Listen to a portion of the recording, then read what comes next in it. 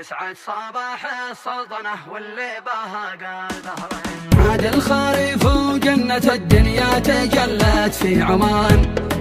يسعد صباح السلطنة واللي بها قال ظهره. يوم التقى الهتان وانسام الهوى والعنفوان، بانت ظفار الدره الخضراء تسر الناظره، وديانها تنقل مشاهدها على بث الزمان،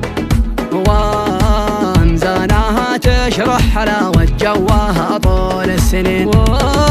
وفنانها واشجارها تبعث في النفس الأمان، وتنشر الراحة مواكب من شمال ومن يمن، وجه الطبيعة يبتسم بسمة رضا للصبح بان، والأرض تبدي والسماء ترحيبها بالزائرين، قطعة من الفردوس طلت والعرب شاهد عيان، وفي صلاله مبتدأ شوق المحبة والحنان، سرب الحمامة اهدى التحايا الطيبة فوق العنان،